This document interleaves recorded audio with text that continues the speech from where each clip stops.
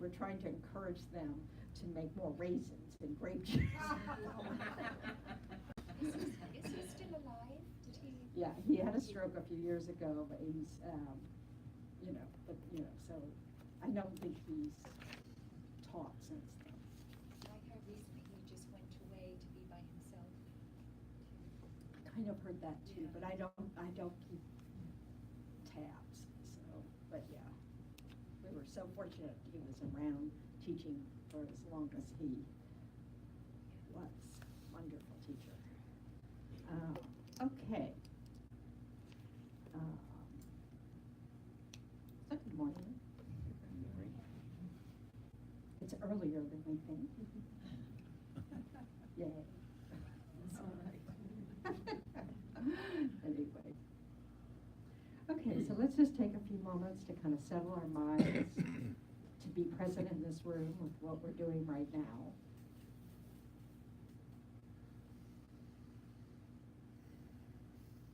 So dragging our minds away from what we were doing a little while ago, or what we're going to be doing later, and just notice being here now.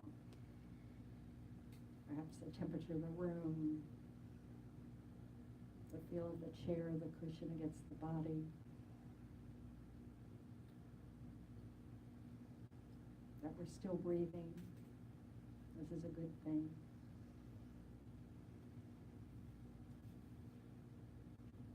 And just ask your mind,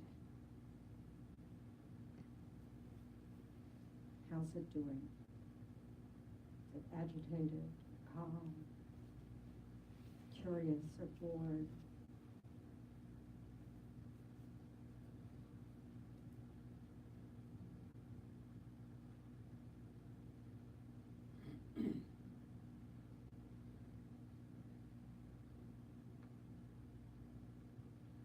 Check in with your body. Thank it for supporting you all these years.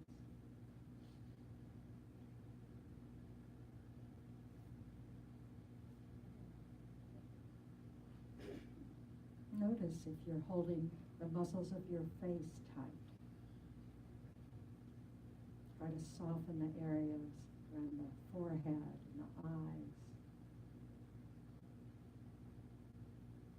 around the mouth and jaw.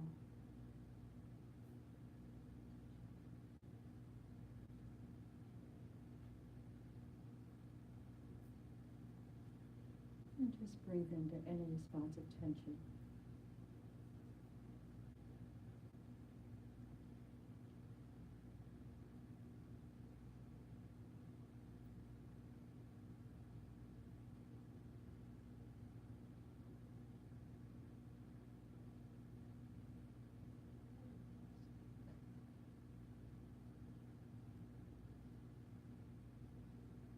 And take a moment to remember the reason why you came here this morning.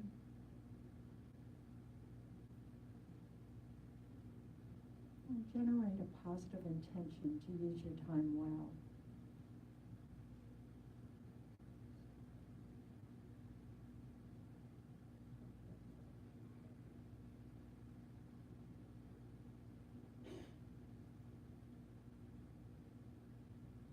And combine that intention with the wish that it not just benefit yourself, but that it ripples out to benefit those around you.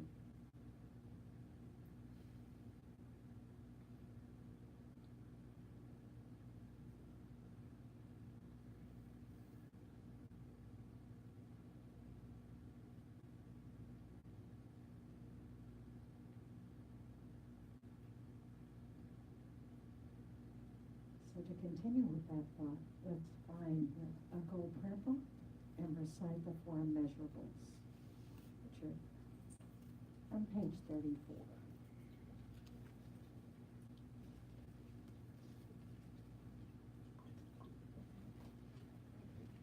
Page 34.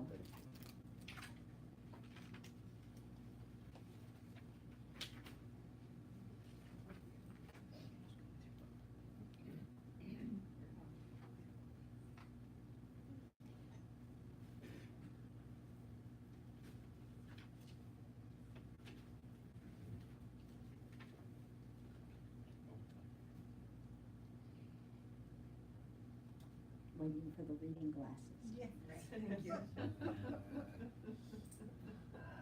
You're not the only one, ever. Okay. May all sentient beings have happiness and the causes of happiness. May all sentient beings be free from suffering and the causes of suffering. May all sentient beings be inseparable from the happiness that is free from suffering. May all sentient beings abide in equanimity, free from attachment for friends and hatred for enemies.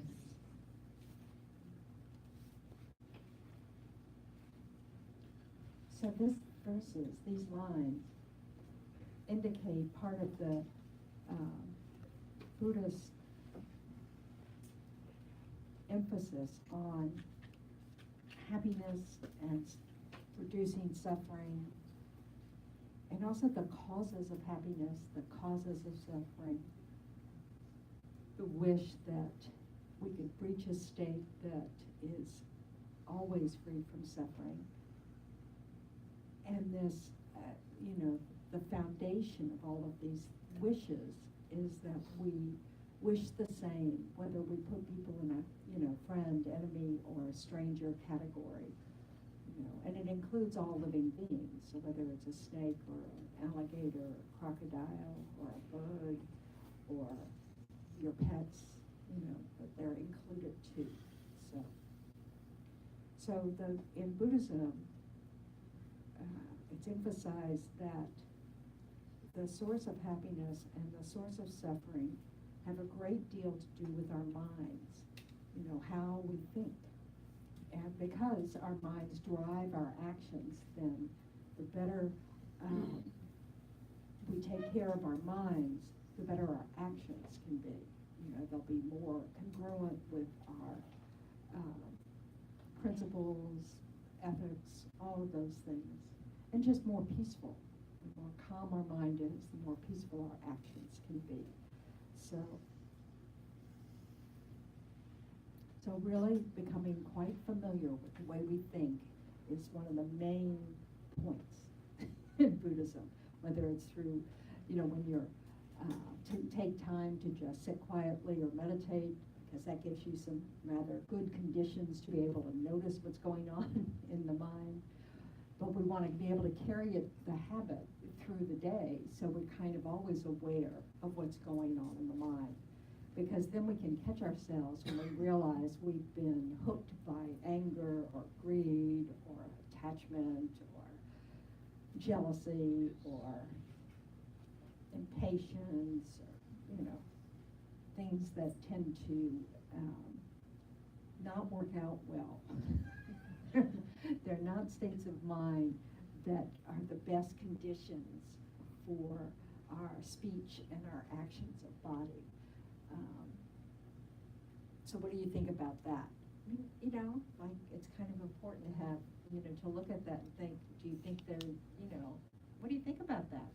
After all, that's mainly what we talk about. Yeah, Judy? It makes me actually very sad. There's a desire to be better than I am right at this moment. And I try to be equanimous with it all, I'm making stages, taking the steps. But sometimes I just feel so frustrated or impatient. With your own mind or just? Yeah, with my own mind. Okay. Yeah, so we have to work with that as well. Someone over here? Yes, what is your name, Mikey? Paul. Paul, thank you. I should remember that. My older brother's name is Paul.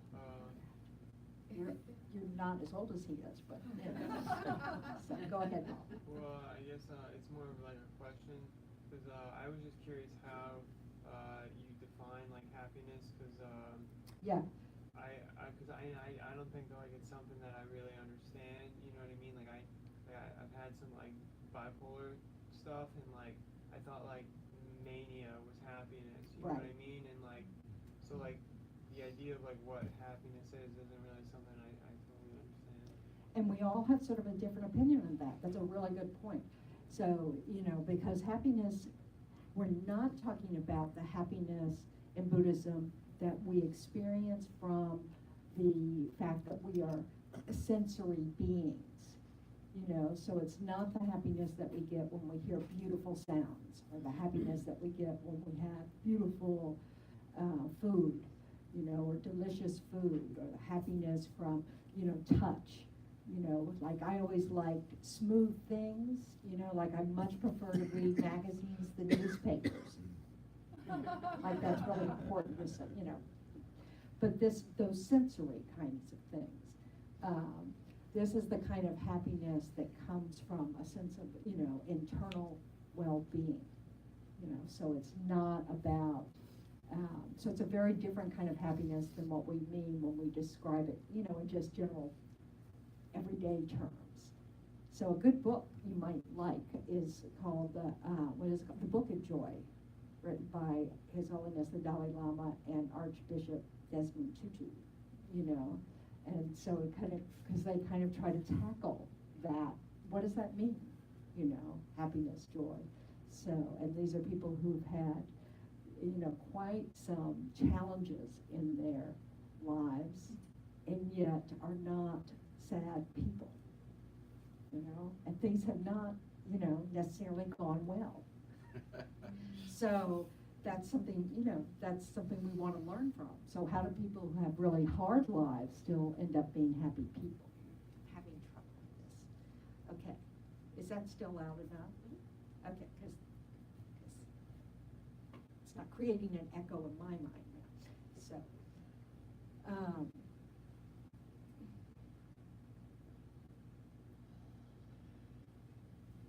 so this is something we want to reflect on, is what do we expect out of happiness? What do we, you know, like the word love in Buddhism just means the wish that someone is happy, and the word compassion means the wish that somebody's free of suffering. You know? Great compassion and great love just means you wish that for everyone, every living being. So it's worth it, you know, exploring, what do I think happiness is? And so this morning, like we did a meditation where it talks about the words fulfill, you know, something that feels fulfilling, or something satisfying, you know, which is different, you know, from the word happiness in our language, the way we use it, but I suspect is more closely aligned with the meaning in Buddhism. It's more of that, you know, when you picture yourself, you know, and this is probably a long way off for you, but, you know, you want yourself on your deathbed and looking back at your life, what are the kinds of things will you be thinking about? What gave your life meaning?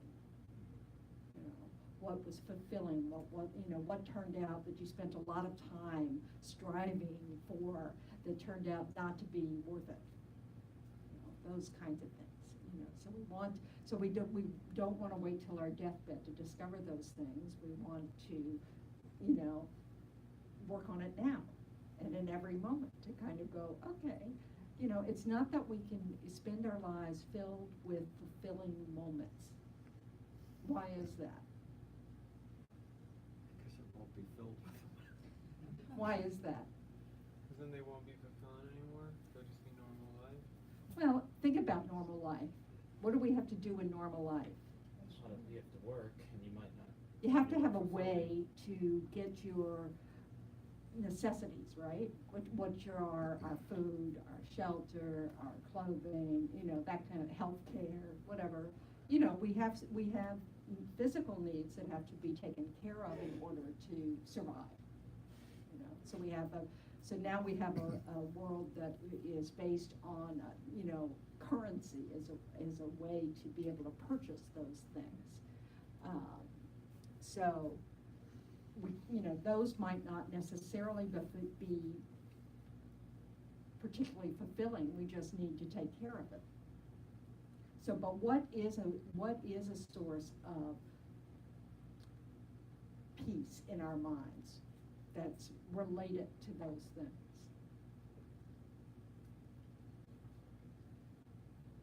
Yeah, that was. Focusing on others instead of yourself, or instead of myself.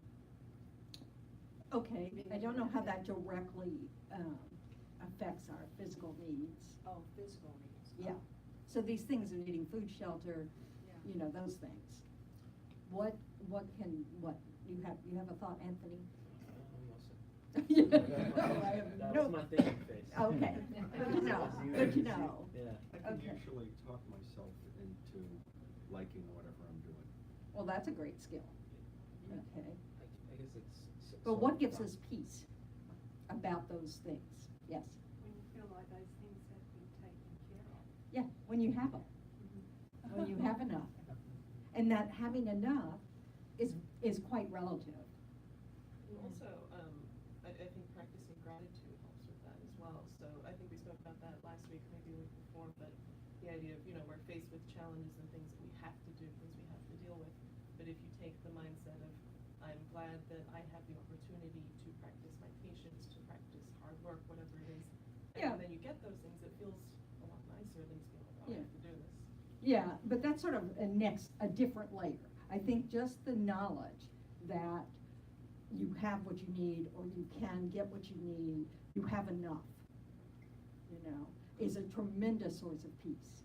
Like a lot of people worry about these things, that they feel like they, either accurately or not accurately, I mean, people who are very hooked by greed never feel they have enough, even if they do, that they're still, they have an energy of not enough, not enough, not enough, But when we do feel like we have enough, or good enough, that gives us a certain peace. Not everybody, most of us don't have that sense of peace, because we have a little bit of that energy of more is better. So we want to look at that. So it's, so we can derive a sense of peace if we look at, do I have enough? And if we can say, yeah, I have enough, that can be a source of peace. So that's one, so those can be in a line. But when we, what we want to do, reflect upon is,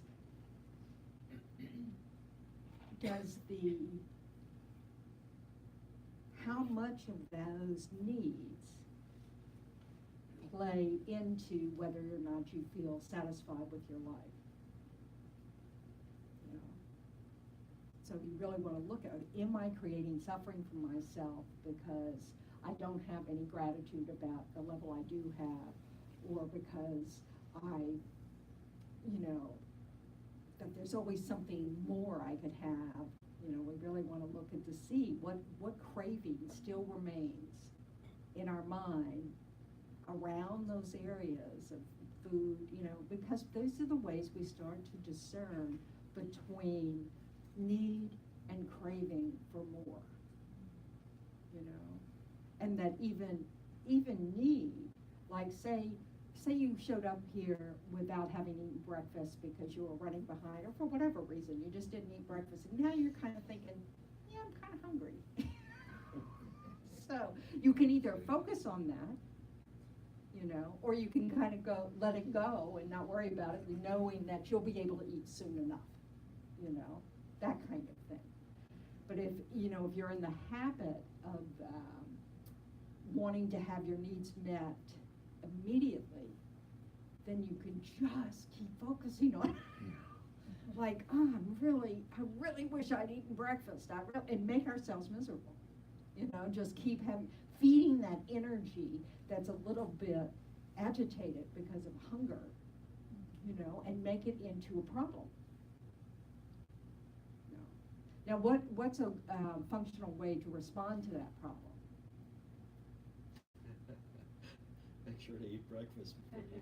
Oh, yeah, but you wouldn't have that problem if you've done that, so you have the problem. Yeah. I seem to have that problem right now. Yeah, I did too. You think that's why it occurred to me? Yeah. So thank you very much for bringing that to me. So now you can really focus on My it. thing is we were gonna eat next door over Yeah, here at whatever. Taj when we're done, so my focus now is to be over there in an hour and a half. So that you, I yeah. am grateful to be sitting here right now. So you have to so I do can be both, over don't you? there. Yeah, and it's this kind of interesting thing, isn't it, But it's also this recognition, you have a choice. You can leave. Nobody's making you stay here. I mean, if you feel like, you know, you made a bad choice by not eating first, you know, you may have a health condition that just demands that you eat at a certain time. You know, you can always just leave. So we just have to look at ourselves. How am I thinking about this? You know, because there's nothing wrong with having hunger pains every now and then.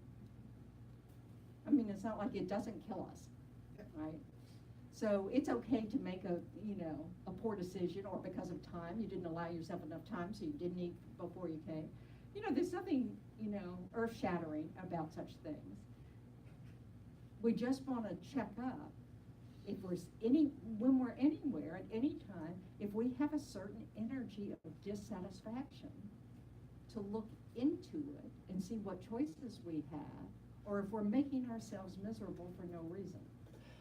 Because we do that. This is part of our cause of suffering. This moment is not good enough, so we crave a different moment.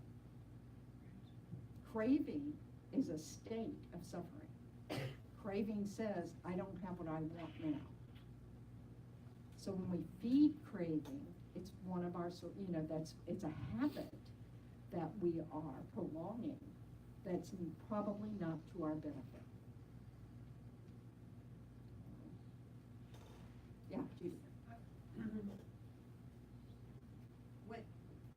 I think we probably, I know that everything changes. Mm-hmm. Always can change. So is that like an escape mechanism of mine to say, well, okay, you can let that go because everything changes? No, I mean, I think it's a strategy, because things are impermanent. So if you have a moment of discomfort, you can always think, well, it won't last. Now I can focus in on it, zero in on it, and make sure I don't miss a moment of it. I really want to experience every moment of suffering I can. But, that's not always a bad thing, because why not do that with the things we enjoy? We can use our strengths, our ability, this is what's so funny, people, when they start to meditate, they go, oh, I can't focus, I can't concentrate, I can't, da-da-da-da-da-da-da. Yeah, well, give them something they really like to do, and I bet they don't have that problem at all. So it's not that we don't have these skills, it's how we apply the skills. So if you have the ability to focus on everything minutely wrong in your world, or in this moment, then you can say, oh, well, maybe I'll focus on something else that's going well, and use it as a strength instead of feeding that dissatisfied energy. Does that make sense? Yes, yeah. It takes effort. It's like really, making the determination of choosing what you're going to focus on. Because that's the object of meditation, is learning how to discipline yourself enough to be able to choose what you're going to focus on and follow through. And that we can then take that practice skill out in all through the day, and be able to notice what we're focusing on in our mind, and if it's not skillful, abandon it and bring in something else to focus upon.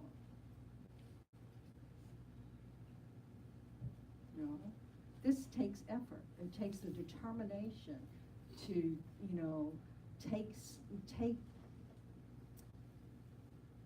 take charge, and not just be pulled around by your habits of mind. It's just like we don't like being pulled around by our habits of food or drink or all sorts of things that we might do to TV watching or movie watching or video game playing or whatever, the current obsession is in your life. So we want to be able to say, okay, my habit is to go do this, go do that, do this, do that. And, it could just be mental habits. I'm going to think about this now. Let's daydream for a while instead of listening to my boss. you know, whatever, you know, we just kind of follow our habit energy, or we can decide, I want to be in charge. So I'm going to choose either to follow a habit or not follow a habit, or start a new habit, you know? And what comes to mind when you think about this? How hard it is. It does take effort. Does everybody feel like they have tons of energy not doing it? Do you feel like you expend effort now? Mental effort, worry, whatever, Constant. constantly. So it's about shifting your effort. It's not really about making you more exhausted. It's about saying, okay, I'm already feeding my habit energy, that takes effort.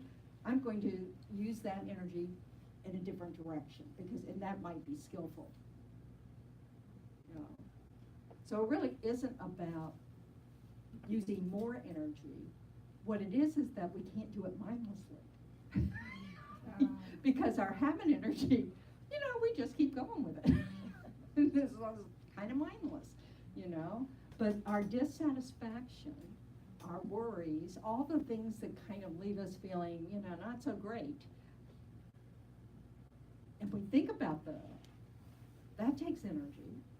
And if we can actually do something about it, then we want to try.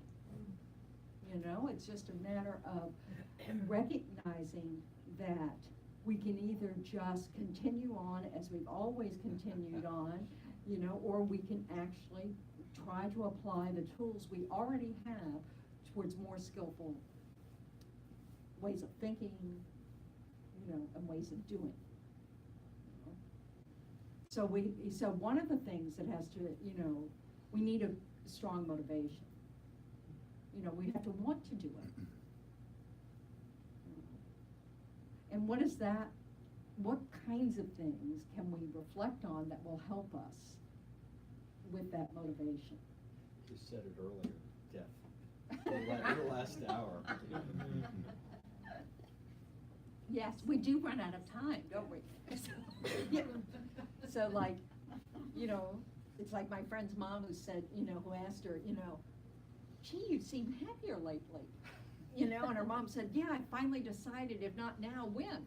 You know, she was in her 70s, you know, so, you know. And that's what we have to look at. You know, if we think everything is good enough, there's no need to be here. You know, just keep doing what you're doing. If everything's good enough, great. You know, if you want to suffer less, you know, you might want to be motivated to look at your mind, because the mind is a source of so much suffering. According to Buddhism, it's 100% the source. But reducing suffering does not mean suddenly having control over what happens in your world, in your day-to-day life. Reducing suffering means that your inner response to whatever happened is okay. That you're no longer pushed and pulled around according to whether something's working or not.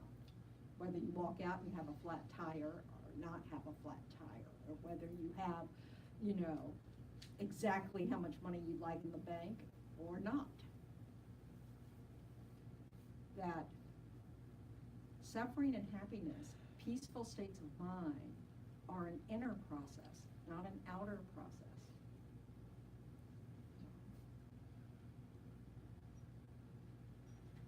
Now, there are conditions, external conditions, like the state of our body can be an external condition that can have influence over, you know, how we work on our minds, you know.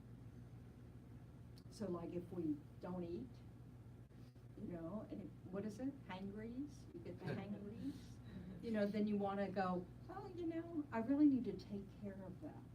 I need to go ahead and get up earlier, when I have to be somewhere earlier, so I have breakfast, because that's a way to protect my mind. You know, because then I don't end up in that spot. And then I really do have to expend extra energy to just kind of keep myself under control so I don't act like a 2-year-old, you know, and start screaming, you know, like, why don't we ever have any food in the office? You know, whatever. So it's not that external things aren't conditions that affect us. It's just that we can recognize the ways in which they affect us and try to help ourselves by taking care of those things when we can. And when we can't, we just don't worry about it.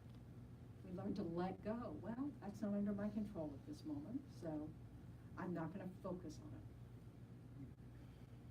That makes sense? So it does take effort. And how, you know, so when anything takes effort, how does the process begin for you? You know, you're trying something new. Does it go smoothly? Resistance. Yeah, there's resistance to even wanting to do it. The habits get in the way, the old habits get in the way. But I just have to remember that I wanna try this because it works for everybody else. Why won't it work for me if I, you know, try it again and again and again?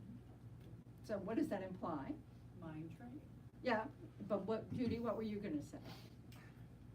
I don't know. Perseverance, What does all that imply? Takes a lot of work. motivation. A decision. You gotta decide. Energy. Well, you do have to decide. It also means what? You're gonna make lots of mistakes. Exactly, that's what I was gonna say. You know, if it's like again and again and again, what does that mean? Ooh. You're not gonna get it right for a while. You know, that it's really, and so being able to develop, what was it that Yancy Rinpoche said? There was something, you know, we really do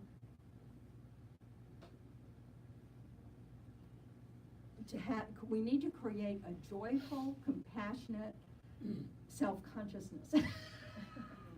You know? Joyful. A self-awareness based on mindfulness, introspection, and compassion. So we need to look, and we need to look with honesty and compassion.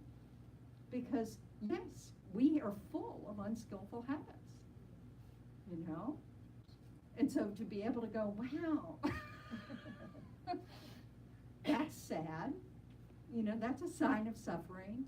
But the fact that it's not easy to overcome, I don't have to feel bad that it's difficult to overcome. That just is. That's for anybody, you know, that when you try something new, it usually doesn't just come like that. It's a process. And that process involves lots of errors, lots of mistakes. So practicing the mind that beats up people for making mistakes is not helpful. That's one of the habits you want to overcome. You know, so if your mind immediately goes to, I was supposed to do this and I didn't do this and I just can't do it, I'm a horrible person, I'm an impatient person, I'm just mean, I'm greedy, whatever it is, you know. Then you go, wait a minute, that, first of all, it's not true. We can afford to not listen to that voice because it's lying to us. The way we think, our actions, our speech are all momentary things. Just because we did something 827,000 times does not mean we'll do it again. There's a point at which we don't do it again. You know, think of all the habits you developed as a child, you know, and that your mom or your dad had to force you to do for years, and then one day they didn't. You just did it, you know. And you never went back to not doing it. it's just finally you got with the program and you brush your teeth before you leave the house. You know. Oh, you no longer just turn on the tap. I never did this, but it always intrigued me when I heard about it. You know, just turning on the taps in the shower or whatever and pretend like you took a bath. I just, you know, I didn't do that, you know, but I was intrigued. So, anyway, but I'm sure I did it with brushing my teeth. I'm sure I lied about that at some point. So, you know, but we, you know, so this is the thing. You know, the fact that we don't get it right away, or that we don't get it right forever, is not the issue. It's just that we can't even go in that direction if we don't try. You know? And there are many things that we discover, you know, that are easy for us to do, you know, relatively speaking. And then other things that you discover, wow, that's I'm not making a whole lot of progress in this area, so you may have to look a little deeper. There may be some, you know, a bigger fear there. And so you'll want to address that. But it's not, you know, it's, if we don't turn it into a goal, you know those goals we make? I'll be happy when? We can be happy now if we don't make that a goal. It's okay to be happy with exactly where you are right now. Because in every moment, we are not a mistake. You know? We want to notice all of our good qualities, all the moments we have those good qualities, where we have compassion for someone else, where we have love for someone else, where we're kind, where we're patient, you know, where we're just, you know, interested. We have all those moments too. We have a lot of self-interested moments, but we also have other interested moments. So there's no need to say, I'm sorry, I can't be happy until I achieve this, this, and this, and this, and this. Because happiness is actually an inner peace. It's like recognizing, this is where I am, and I would like to do some things differently, you know. But not have a balanced view, not freak out when you know. You know, as a nun, you know, we really have some standards of behavior, right? And every now and then, you don't live up to it. You catch yourself yelling at someone. And you're kind of like, in your mind going, you're a nun. You're a nun. You know, drop it. Yeah. And yet you, oh. But if we let that say, oh, I'm not good enough to be a nun, that's it. Nobody'd stay ordained very long. At all. So, I mean, you know, we have to understand that it's not about, you know, being a nun, first of all, just in case you don't have this clear in your mind, when you take robes, there is no magic that comes in the robes that says, now you know what you're doing. None. And in the Buddhist tradition, it's not like you go study for a long time or something. No, it's about refuge. If you know, it has nothing to do with knowledge. So, you know, they ask you to have refuge for 4 or 5 years, and then that's it. That's the only requirement. You know, you want to live in, you know. So, it's not like, I mean, I literally flew to Wisconsin one day, you know, for a weekend, and got my robes, came back on that Monday, and the people I saw on Friday and the people I saw on Monday, those same people, right, were completely different because they thought I knew something.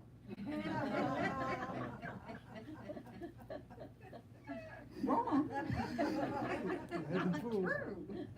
I did go away to study for many years, but it's, you know, I mean, so this is the thing, but yes, I studied. I am not a Buddha. You know? So, you know, yeah, I mean, it is a bit, you know, and so but if I thought, oh, if I become a nun, I'll be a Buddha faster, I would be very sad now, because it's clearly not working. But am I happier? Absolutely, no doubt about it, you know. because my happiness is not dependent on stuff out here.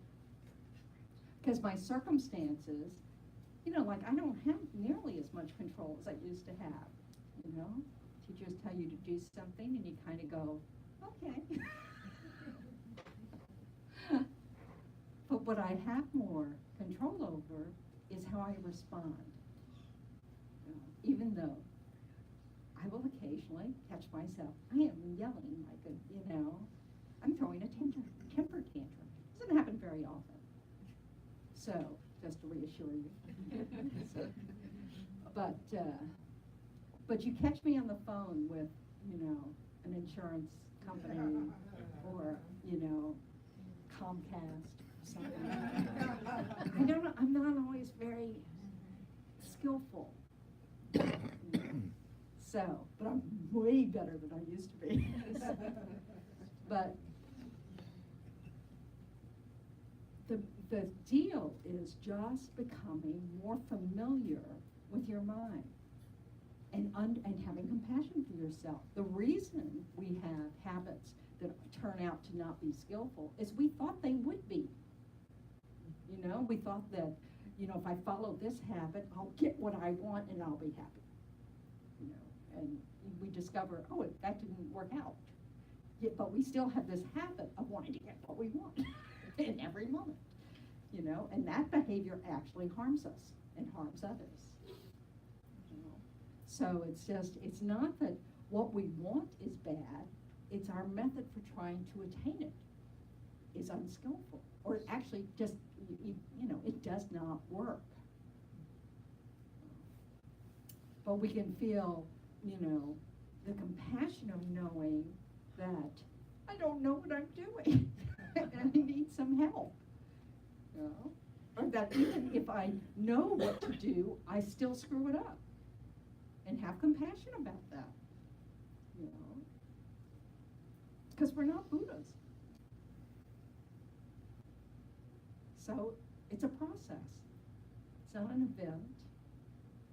So developing a real kindness, a real affection for who you are and how you suffer and how you try to do better and all the ways in which you are kind and patient and giving, you know, and not greedy and not, you know, we want to rejoice in those. Really notice that all of our habits aren't bad ones. And it's like, you know, even our most ugly actions or speech that directed at others really come from a place of wanting to be happy and not knowing how. And thinking that other person is getting in your way. I mean, it's a very child action. You know, it's not because we're evil. It's not even because our desires are evil. It's just that we completely misunderstand how to be successful. You know, and we misunderstand what happiness is. You know, people spend their whole lives accumulating power. You know, and discover that, you know, power doesn't bring happiness. It's not that having power means you can't be happy. They're just not related. They're two different states of mind, two different kinds of things. You can be happy with or without power. You can be happy with or without money. You can be happy with or without delicious food. You know? You can even be happy without food. But there's a limit.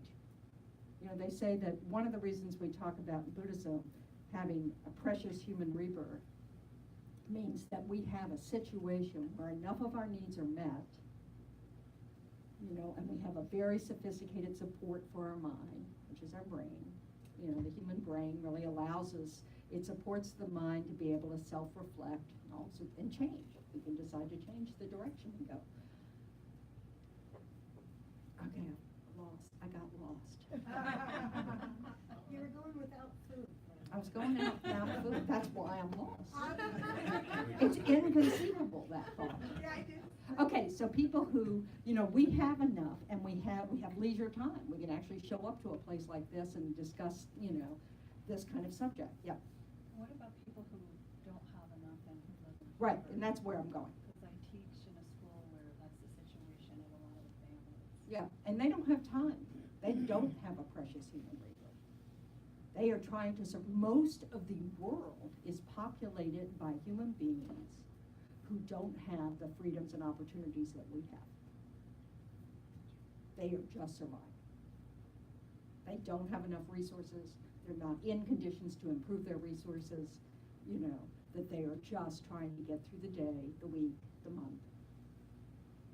So to expect them to be able to do something on a spiritual path is not realistic often. Some people, of course, do because of this gets really Buddhist, because they're bringing those habits from past lives. So some people, even in just the most horrid of circumstances, are able to benefit others, and not just focus on their own survival, in spite of the conditions. Because happiness and suffering are an inner state of mind. They actually aren't about out here. But if you're without getting what you need, and you're not a Buddha yet, it's possible that you really struggle. So allowing that to be a condition for our compassion, and then because we have good conditions, whatever ways we might actually help be able to address the inequities or the difficulties they have in survival, then, we try to do those things. When you say spiritual path, you mean the Buddhist, the Dharma? No, I just mean having the leisure to think about happiness, for that matter. Just it's so whatever form that takes. Because these kids are very spiritual and their families all Yeah, I was gonna say. members of church communities. Yeah. But when you talk to them about what their own goals are, and I don't see a lot of craving in this, it's to build wealth. They know, Yeah. they type in Google, they know all the salaries. Because know they what professions, know. That's their goal, that's what they want to get out of their situation that the family's in. Yeah, because they know there's a certain level of requisites that we need. And that when you don't have enough, that effort you make to try to get enough, and then try to see, like, children are in a kind of a different group because they're not in control of the finances of the family, So it's like they are in these, unfortunate circumstances without the responsibility. So it's kind of it's kind of a wonderful opportunity for the community to help. We don't necessarily do that, but, so it's not about, it's about mental energy that's available to spend on working on your own causes of suffering. And thinking about that. And people who are able to do that in spite of their circumstances have practiced in the past. Yeah. Kind of touching on the mental aspect, how does mental health get into, some people. It just depends because, in Buddhism, the mind is considered not the brain, it is the mind, it is consciousness. The brain, however, is our physical support, so any problems with the brain are going to be an impact on how that brain supports the mind. So it's very important, So there are mental health issues that come from just disturbed minds, like all of us. The craving and grasping and all this kind of stuff.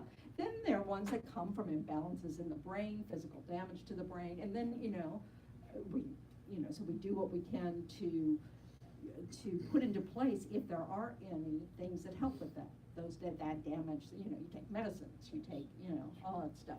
So it's not, Lama Yeshe, who is the founder of these centers, loved to talk about how, we are all mentally ill. It's just a matter of degree. you know, because we don't understand really what actions of body, speech, and mind lead to happiness and which ones lead to suffering. And we tend to chase after those that lead to suffering, because we really think, because we think cherishing the self, focusing on what the self needs, what the self wants, is the path to happiness. And the Buddha said from his experience, from his observation, that turned out to be wrong. That it's really what we do for others. And actually understanding how we all exist interconnectedly, as dependent arisings. You know, we're not isolated units. You know, what we do impacts each other, you know, all that kind of stuff. So it's, if we, you know, that actually that sense of fulfillment comes from being, you know, acknowledging how we actually exist, which is part of this whole, not some independent agent. You know, so how we behave, how we think, how we speak matters. Our wisdom matters, so we want to develop our wisdom and our compassion. So,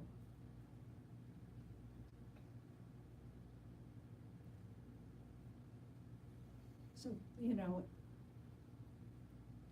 Shanti Deva said, what's the verse? So if I know, how is it put about worries and not worries? If I can do something about it, I can do it. Yeah, if there's a remedy, why worry? If there's no remedy, why worry? So if you can fix it, fix it. If you can't fix it, let it go. Because, you know, there's, you know, worrying about it just, what that is focusing on suffering. I guess what I find myself wrestling with on that subject is, if you have some type of mental illness where you don't even have the clarity to know, to like find that light at the end of the Yeah, tunnel. you may not be able to do much in this life. But don't worry, you're gonna have another one. You know, you just do the best all of us, that's all of us are doing. You know, it's not just, you know, someone who has a severe impairment that finds it difficult to see the light. You know, that a lot of people focus on what's not going well or what they like, and they spend their whole lives like that. You know, so it's all a matter of degree. But that it isn't hopeless. In Buddhism, it's not hopeless because those kinds of experiences, those kinds of lives are just exhausting some negative karma, and it will finish. But are you creating merit? Well, you're definitely exhausting negative karma. I don't know whether you're creating merit, it depends on how you act. But don't you need to create merit for a better rebirth? Well, it's not doing harm as merit. You know, and you're also exhausting. Every time something bad happens to us, one Buddhist response to it is, oh yay, another negative seed is exhausting. You know? However, isn't that only if your response is to accept it and No. integrate it? Yeah. But if you No, have if an you angry have a response- negative response, negative you are response. creating another seed that's going to Oh. result in suffering.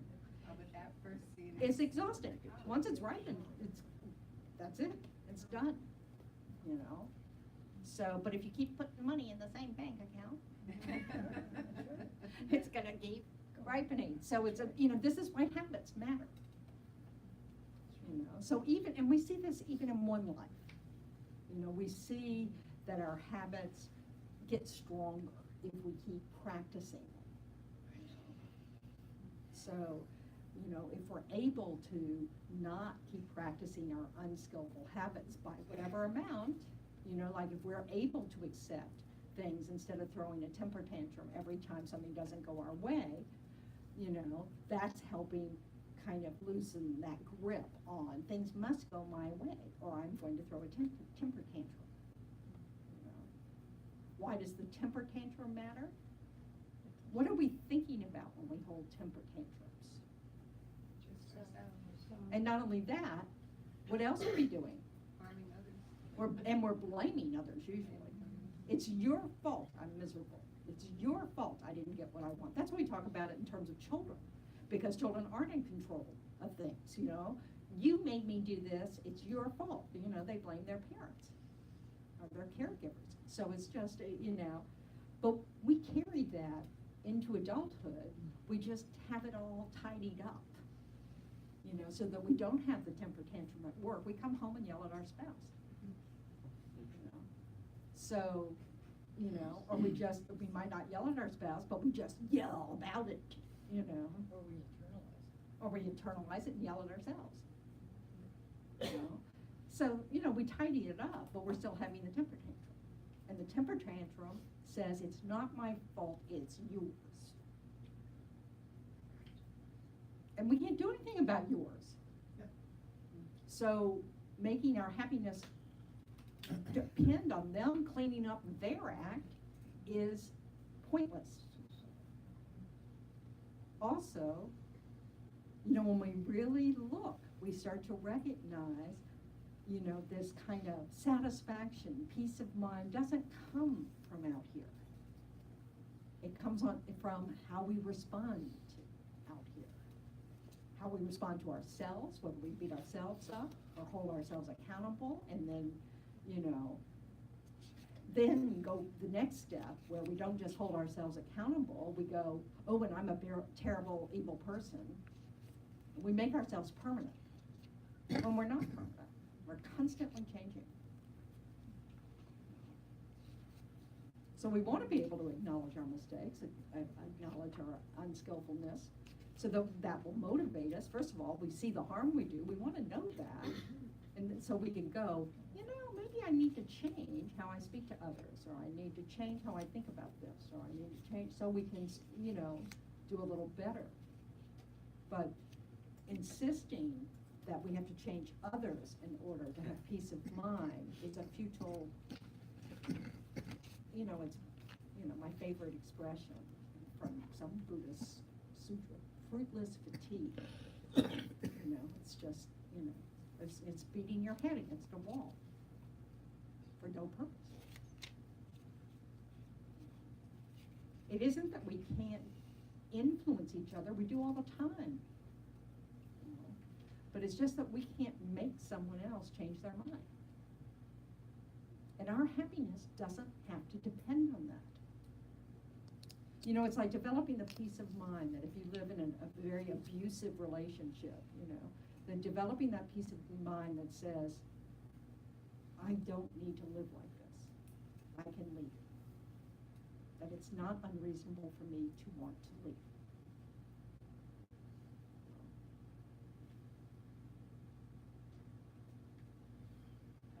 Oh, come with your butt. Okay, well, this is not, as a child, you could be in an abusive situation and not have that option. Yeah.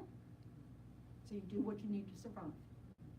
And then as soon as you can leave, you work on that. Sometimes they do leave, they develop coping mechanisms where they can extract themselves from that uncomfortable situation without, at least mentally, without physically. Because it's all about the mind. I mean, we train ourselves in our childhood, And our previous in topics. response to our circumstances, and this can create. And this is this is why self-help groups are often about leaving behaviors behind that no longer work for you.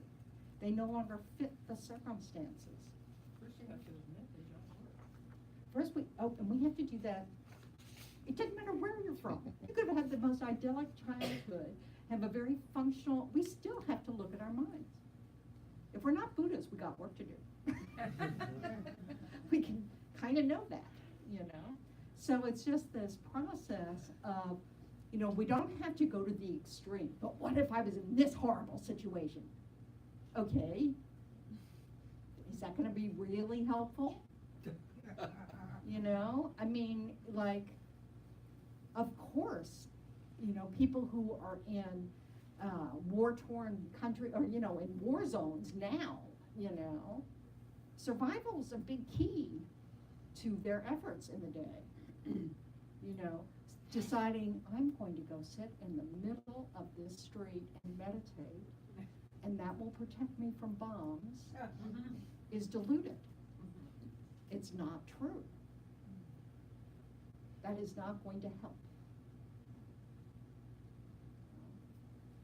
So, but we can't necessarily fix those situations for others. But if we fix our mind, you know, and more people fix their minds, and countries that have good conditions keep helping, you know, children develop functional responses, you know, maybe we'll have a less violent response. Maybe there won't be war zones. You know, in the meantime, those of us who have really pretty good conditions can work with our minds. And that may become the condition for us to help others in tangible ways that we're not doing now. You know, or at least help us prevent compassion fatigue. You know, all these things that stop people who've been doing really wonderful work for others from burning out. You know, they need to help their minds to keep from going there, because despair doesn't help. Despair wears us out fruitlessly. And that's this deal about being able to accept if there's a remedy, go for it. If there's not, don't worry about it. You know? We can have compassion. Compassion's always an appropriate response. You know, really wishing that people be free of suffering. And the more we're able to see ourselves accurately, honestly, and with a compassionate, open heart, and not an anvil, you know, the more we actually can help others. An anvil. I've been thinking about Roadrunner cartoons.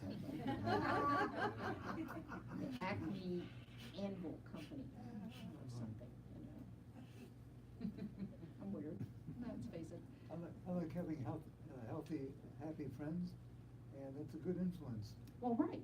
So this is one of those things, because we're often talking, you know, people, I forgot to look at the time. Okay, so people often, you know, bring up, you know, well, you know, what if your friends or family are negative people? You know?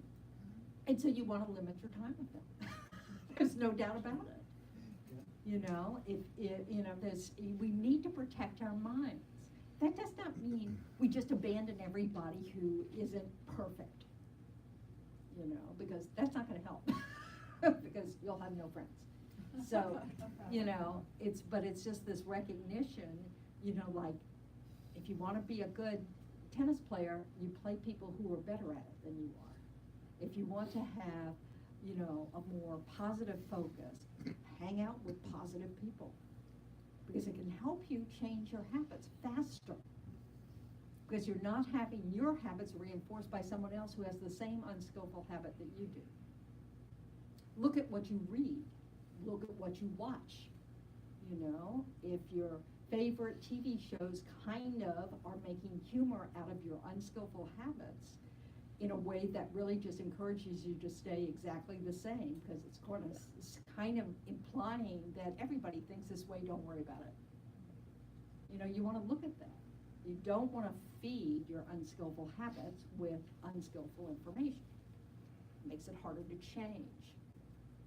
And most people I know who've really worked on their minds have made conscious decisions to turn off the TV, not pick up magazines. For years, they just don't go there because it's so harmful to their minds. You know? So, you know, like, you know, we worry about, oh, I want to be up to date on the news and stuff like that. And, you know, there's nothing wrong. I mean, I think watching the news is a great opportunity for practicing compassion.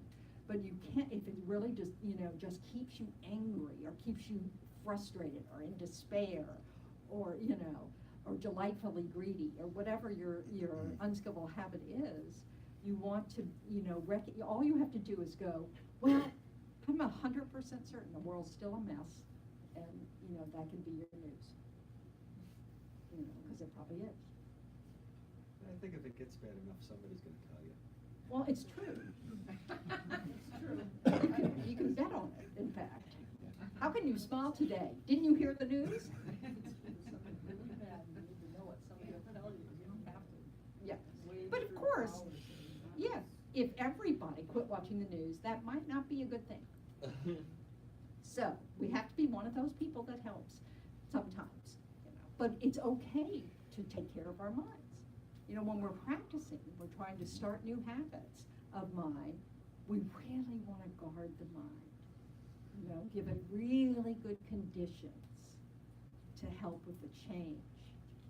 You know, so you hang out with people that are encouraging, who don't just give you advice that just says, oh, I can understand why you got so pissed, you know. That's really not gonna help. That's just gonna say, yeah, I'm right, again. So, you know, this is, you know, we wanna, you know, and if we're paying attention to our mind, we can catch ourselves doing this, you know, and then we can, I mean, a sense of humor is so helpful. You know, it's much better than the, you know, I am such an idiot line. You know, it's just sort of like, oh, you know, you can use Thich Nhat Hanh. He would go, hello, friend. I know you. I'm not going to listen to you, but, you know, we don't have to hate ourselves to make progress. That will not help. It's going to be the opposite. You know? We don't want to feed our strong states of mind, like hatred and anger and impatience and greed, jealousy, you know. But we do want to feed our compassion and our love, our concern for others and our concern for ourselves. We just don't want to put ours above everybody else. You know? So that when we're going through a difficult time, you know, it's good to remember you're not alone. There are millions of people who've experienced what you're experiencing, you know, and it will end, whatever it is, and how it affects you is up to you, and how you process what's happening. It's about your mental response. And so a lot of that is about allowing yourself to have the sadness, the you know, the compassion for yourself. Sit with the discomfort that you're experiencing, you know, and be able to recognize what it is, and also recognize when it passes. You don't feed it. You know, especially when you're trying to change things. There's a certain discomfort that naturally is there when it's new. The word meditation is translated in Tibetan as to become familiar with, because we like what is familiar to us. We are comfortable with what is familiar to us. And so we are already familiar with all sorts of unskillful habits. We want to change our familiarity with some skillful habits. But in that transition, there's going to be discomfort because you're not familiar with it. Instead of running away from that discomfort, just acknowledging it, going, wow, this is harder than I hoped it would be, you know, and have some compassion, you know, and not hate yourself. Hating yourself is a habit that we don't want to practice because it transfers into hating others, blaming others. We're either blaming ourselves or blaming others instead of recognizing, oh, ignorance. I don't know what I'm doing, you know, but I can learn. We all have proven that. We have that skill. That's quite obvious. You know, we've learned billions of things in our lifetimes. And we can't change everything. You know? It's a process. In Buddhism, we do say that we all have Buddha potential. We all can become Buddhas. But this isn't how it happens. It's a process. So. Excuse me, the actor Richard Gere? Yep. I heard something he said. He's an acquaintance of the Dalai Lama, of course. He's a student of his own. okay, and he says to himself, when he meets somebody, I hope this person is happy. I found that I have not been doing that enough. If I do that more, I'm gonna have a better attitude, I'm gonna think of the well-being of others, and my life is gonna be better. Just that one idea. And it's funny how really, if you approach a new person, a new situation, in any circumstance, like you're gonna check out at the grocery store, if your first thought is, oh, I hope they're having a good day, or I hope they're happy, that's gonna be a lot different result than, I hope that machine doesn't break, I hope they're not a trainee, I hope that the person in front of me has their cash out, I hope, I hope this doesn't take long. If we just don't even go there and just think, gee, I hope the people I'm interacting with are having a good day. And, and then if it looks like there might not be, then at least we want to be a condition for, not adding on to their bad day. So, and little things like that make all the difference in the world, because but it's a habit. You have to practice the habit of going, okay, I'm going to try today to every person I comes into view, that I'm going to wish them happiness. You don't have to say it out loud. You can maintain your, not so nice reputation. Keep that intact.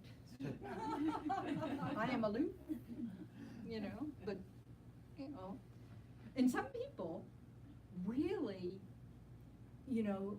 find a great big happy smile coming at them as inappropriately personal, so, it really is okay to have different ways of interacting with people depending on their cultures, their views, all that stuff.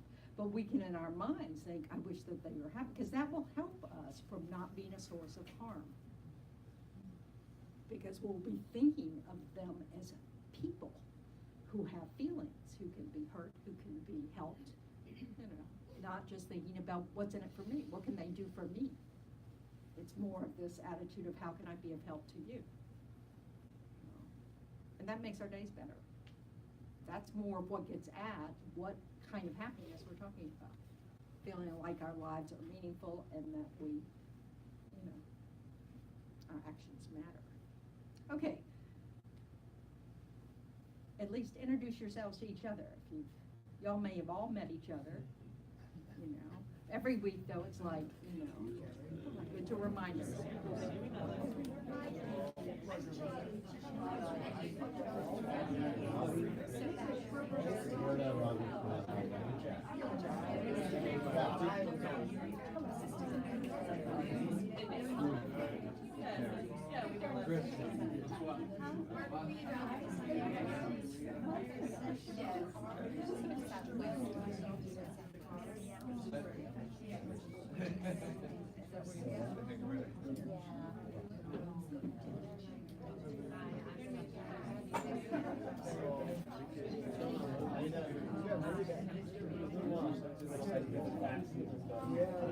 I followed my girl. I haven't talked to it, so I don't have to. Is that what you're from? Yeah, do international.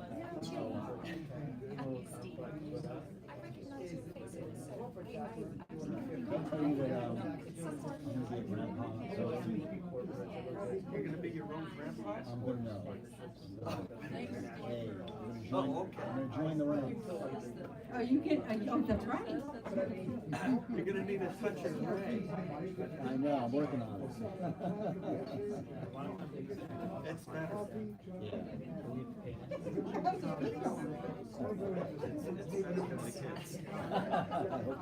Okay.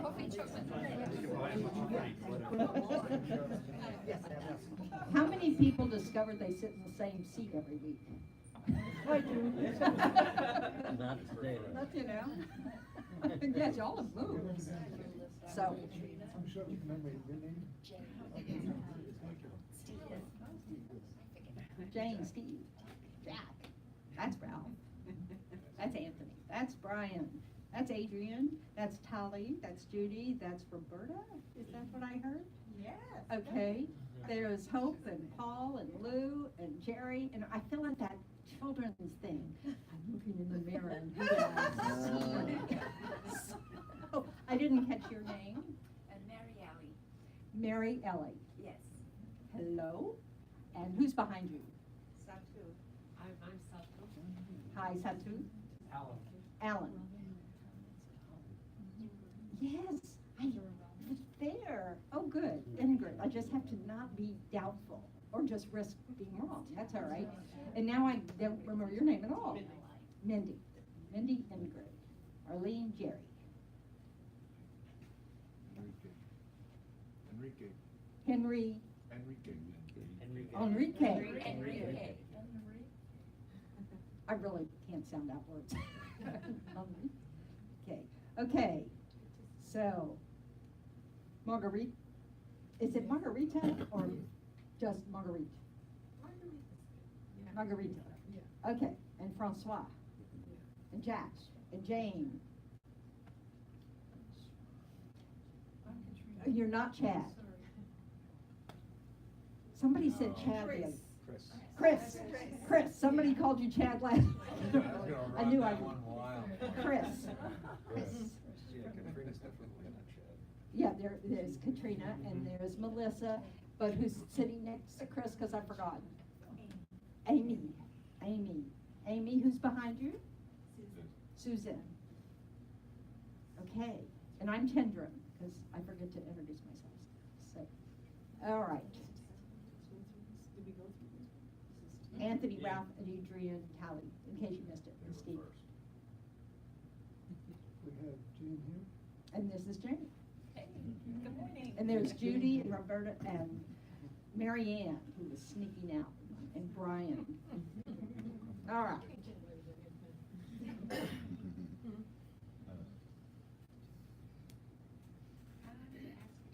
Yes, Judy.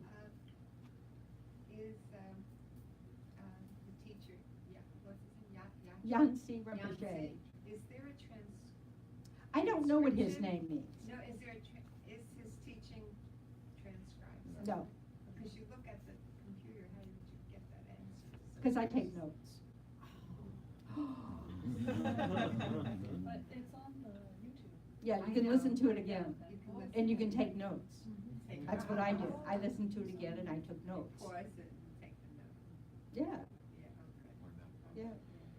yeah. I feel like the teachings are like Yeah, they are. worth listening or remembering. And the remembering part's getting harder. Yeah. So, you know, the listening part's, I have no problem with that part, you know, but the remembering part's really questionable. So all the teachings are on YouTube. All the Thursday night and Sunday teachings end up on YouTube. Quality's terrible, sorry about that. It's helpful to wear headphones to listen to because, you know, especially someone like Yancy Rinpoche, who's soft-spoken to begin with, and which I'm not. But but it's helpful to use headphones to hear it. But, because turning it up doesn't help, it just gets poor I quality. don't know if the subtitles work on it or not, but sometimes they do on the YouTube. Oh, I don't know, I've never tried What is that. that? The subtitle feature, sometimes that helps. That would be interesting, because Yeah. subtitles can be just like. Yeah, they can be bad. They've improved so much, thank goodness, because I couldn't watch any of my British shows if they didn't have subtitles, so. Nice if they spoke English. It would be helpful. They say Shakespeare could understand us better than the Brits, because our accent hasn't changed as much, because we moved over, that's what happens. Language, to be alive, it has to change. It's impermanent, so. But apparently when languages go from continent to continent or something, that for a while there, the language doesn't change so much, you know, but the original place might keep going at its normal pace, so. So talk about totally digressing, so.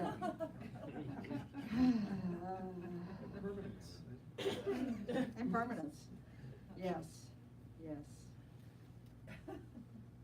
Oh, well.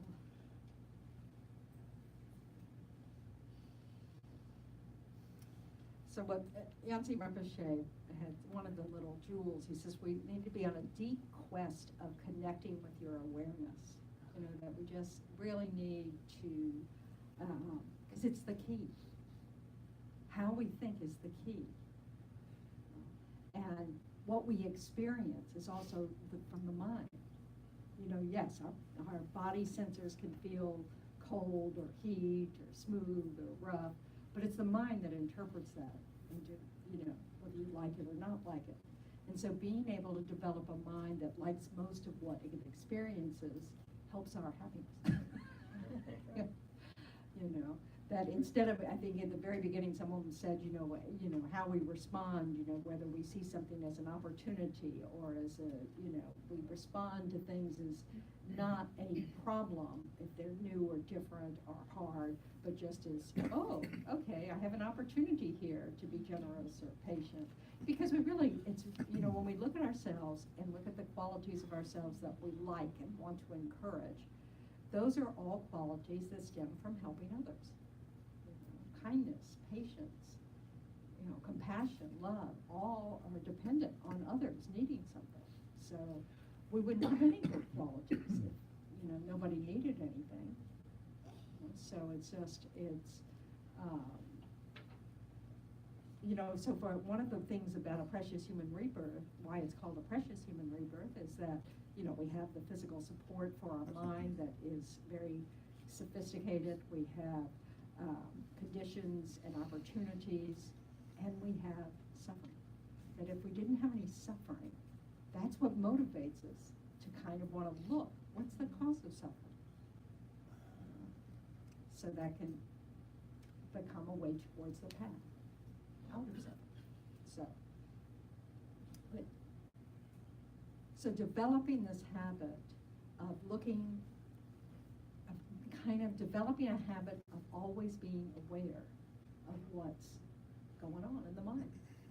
Just being aware moment to moment of how's the mind, how's the body, just all day long, can really help us spot conditions that make us vulnerable to behaving badly, like when we're hungry or tired or scared, so that we can kind of go, okay, I need to be on alert because this is a condition for me to get angry or, you know, not listen, you know, whatever, so that we can help ourselves, you know, act in ways that we know actually at the end of the day we'll have less regret.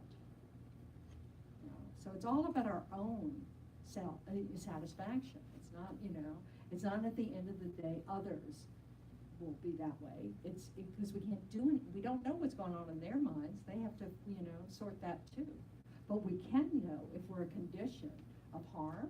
We can know if we're a condition of someone else's, you know, like, you know, if we're attacking towards someone else, you know, there's a possibility they were harmed by that. Just like we are when someone does it to us.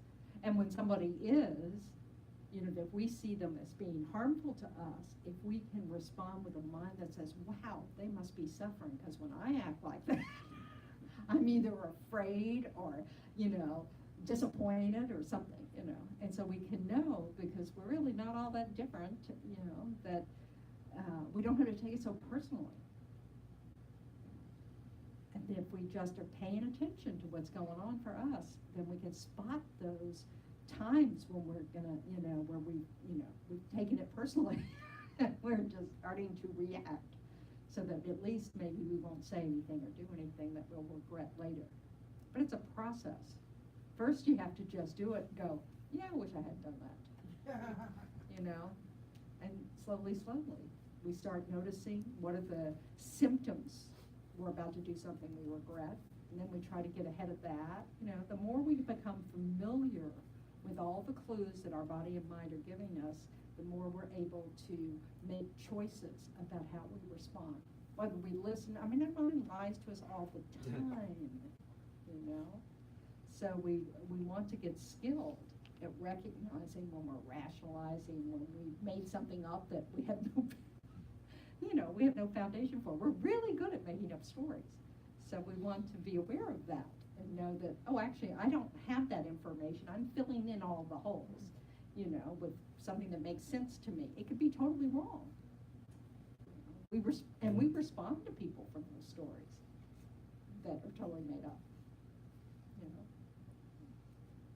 And we all have examples of this in our own lives. So if we look, we'll realize that sometimes we come home with a preconceived notion of how it's going to be that night, and we react accordingly, even though it actually wasn't like that. Or we show up at work, or we go to a meeting, and we've already decided how it's going to go, and we don't notice what actually happens. Or we get surprised. Wow, I didn't know that was going to be the topic of this meeting. I really thought it was going to be blah, blah, blah. It just shows you how often we are filling in gaps just with stories. And so we might want to consider not doing that. And so part of the meditation, the part of the, when the instructions are to just let things go through the mind like clouds in the sky, it's about not engaging them. It's not about suppressing them or ignoring them. It's just you can notice them, but we don't have to then say, okay, let's turn the page and create more of a story. We can just observe. This takes practice. So that's why it's helpful to sit and follow your breath for a while. To just tell yourself, okay, my instruction is to follow my breath. And then when your mind goes somewhere else, oh, come back to the breath. So it's not about trying not to think. It's about giving your mind instructions on what to look at. So the thoughts still pop up, all that stuff, but we don't have to create a story. We don't have to follow it immediately. Oh yeah, that's right, I forgot yesterday so-and-so was a jerk. But now I remember. So, and then we walk into work angry. So, anyway, just to illustrate how messed up my mind can be. Okay, so we showed up. We had interesting discussions and thoughts about different things, and this is really important work for our minds. So just considering the possibility that maybe, the way we think might have an impact on how we feel, that's important stuff. And then taking care of our minds is just so important for the world. It's just how we can help treat each other better and treat ourselves better. We really have a habit in this culture to have self-loathing. So, we really want to take care of that because it doesn't help at all. So, and we don't have to deserve happiness. We exist. Why not be happy? Okay, so let's dedicate whatever positive potentials we've created on our mind stream to ripen to benefit others. And so that's page 246. Very good, Jerry. All right. Yay. So rejoice for a moment that you showed up. You had an intention to show up. You showed up. And you used your time well. And so you feel good about it. Even if you used 1 second of your time well, that's progress. So, all right.